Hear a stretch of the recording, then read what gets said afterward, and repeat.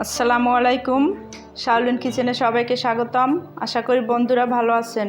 আজকে আমি আপনাদের সাথে শেয়ার করব আম দিয়ে পুয়া পিঠা। এই আমের সিজন শেষ হয়ে যাবার আগে আপনারা এটা খুব সহজভাবে তৈরি করে নিয়ে নিতে পারেন। দেখুন কিভাবে আমি আম দিয়ে পুয়া পিঠা তৈরি করে ফেলি। এখানে নিয়ে নিচ্ছি 3টা আম, আমি হাফ কাপ চিনি দিয়ে ব্লেন্ড করে নিয়ে নিচ্ছি। বড় সাইজের 3টা আম। এর সাথে নিয়ে নিচ্ছি 1 কাপ পরিমাণ চালের গুঁড়ো, আর নিয়ে নিচ্ছি 1 কাপ পরিমাণ ময়দা। এর সাথে নিয়ে নিচ্ছি 4-5টা এলাচির দানা, আমি একটু বেটে গুঁড়ো করে নিয়ে নিচ্ছি। নিয়ে নিচ্ছি স্বাদ মতো লবণ। এটাকে এখন আমি ভালোভাবে মিক্সড করে নেব। যেহেতু আমার বাটিটা ছোট হয়ে গেছে, সেজন্য আমি একটু হাত দিয়ে এটাকে মথে মথে মিক্সড করে নিই। এটাকে আমি ভালোভাবে এই যে মথে মথে মিক্সড করে নিলাম, যাতে এটার ভিতরে কোনো লাম্পস না থাকে। এটা আমার মাখানো শেষ। দেখুন এই যে এটার গোলাটা এভাবে, এই যে এখন এটাকে আমি মাখানো শেষ। এখন এটাকে ঢাকনা দিয়ে ঢেকে রেস্টে রাখবো আধা ঘন্টা। তারপর তেলে ভেজে আপনাদেরকে দেখাই দেব।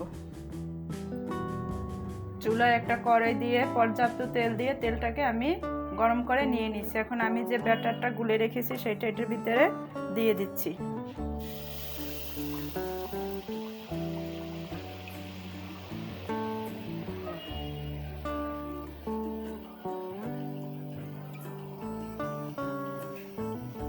চুলা আমার এখন মিডিয়ামের থেকে একটু কম।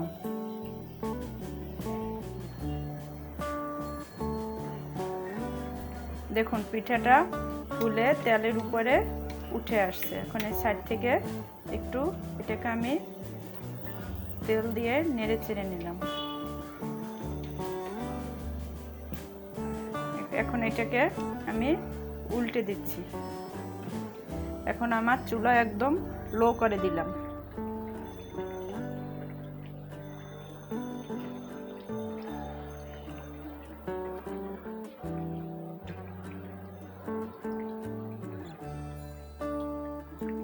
এটাকে আবার আমি এখন একটু উল্টে দিচ্ছি।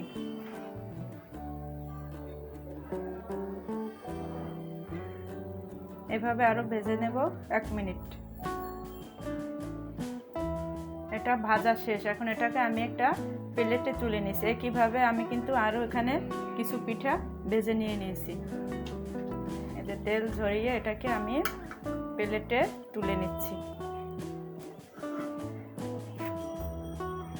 এখন আমি আবার একটা পিঠার জন্য ব্যাটার দিয়ে দিলাম।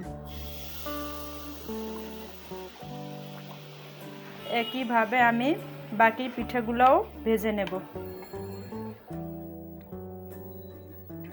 দেখুন বন্ধুরা, আমি সব পিঠাগুলো ভেজে একটা প্লেটে তুলে নিয়েছি। পিঠাগুলো কিন্তু দেখুন বেশ সফট হয়েছে, স্পঞ্জি। আপনাদেরকে আমি একটা ভেঙে দেখাই দিচ্ছি ভিতরটা কত সফট এবং সুন্দর একটা কালার। দেখুন বন্ধুরা, এই যে পিঠাটা কিন্তু বেশ সফট হয়েছে।